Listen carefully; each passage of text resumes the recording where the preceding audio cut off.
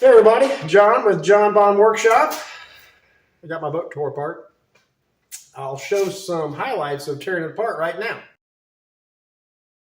We bought this old pontoon a few years ago and it was in rough shape. We did glue some outdoor carpet to the floor to make it usable for a couple seasons, but recently we decided we wanted to give it a facelift. I started tearing the railings off the boat while it was still tied to the dock in order to get a head start on the rebuilding process.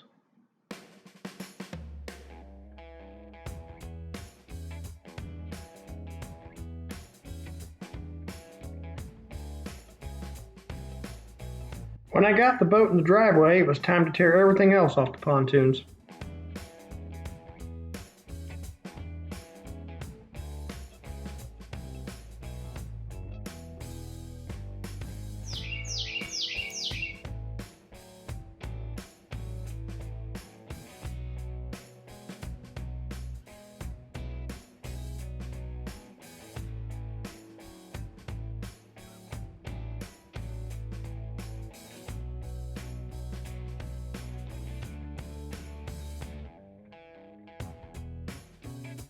I had to drill around every single screw with a hole saw in order to get the plywood off in full sheets.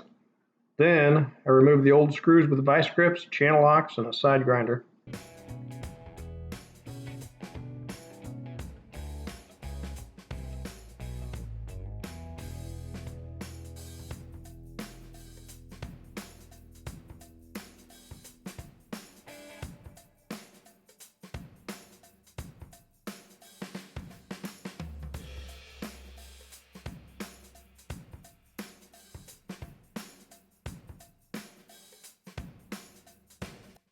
That's what I did so far. So, that being said, this isn't a pontoon restoration how-to video. This is just a get an idea of what John did with his boat, made it cool. Maybe I got some ideas video. Not going to be real in-depth. If you're looking for an in-depth pontoon rebuild video, you got to check out another channel, Tom's Tunes. This guy is an expert. He has a video on everything pontoon. He's awesome. Check him out, and if you want to see what I do to my boat, maybe get some ideas, stick around. I'm going to do it right now. Oh, and by the way, if you haven't subscribed yet, please subscribe, hit that bell. I'd appreciate it. Thanks.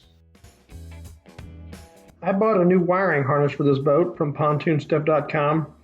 This, in my opinion, is a must for when rebuilding a pontoon. Trust me, you'll thank me later. It's best to put it in place before you install the plywood.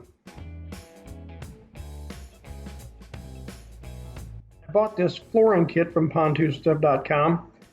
This is in no way a sponsored video, but I can't say enough great things about pontoonstuff.com. Prompt delivery of my multiple orders and great customer service to replace a broken stern light made my experience with them great. The kit came with everything you need to make your pontoon floor great again. We chose a beautiful woven vinyl, but there are many different choices to choose from. After the new plywood is installed, the vinyl is spread out and all the air pockets are rolled out with a short piece of 1.5 inch PVC pipe. Working half the floor at a time, I used a 3/8 inch nap paint roller to apply a thick coat of the supplied adhesive. Then, Bon helped me fold the vinyl back in place and I used a thick cutting board to squeeze out all the remaining air pockets. Then I repeated the process on the other side.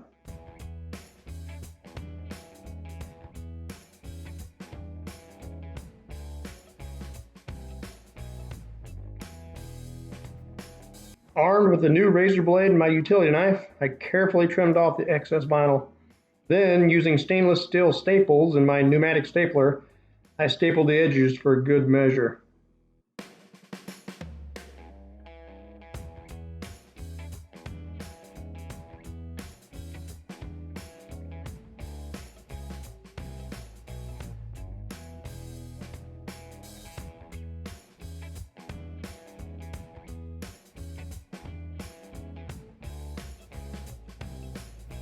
I decided the railings needed a facelift, so I drilled all the rivets out and removed the old sheet metal.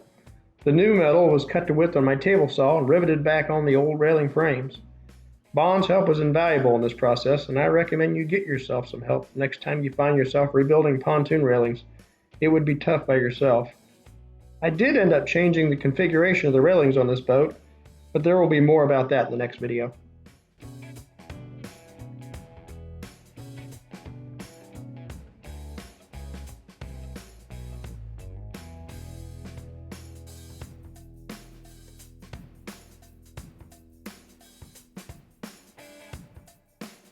That's going to do it for part 1 of the boat rebuild. It wasn't that much fun tearing it apart, but it's going to be a lot more fun to put it back together. If you haven't subscribed yet, please consider doing so you know when part 2 comes out. Hit that bell. We'll see you next time.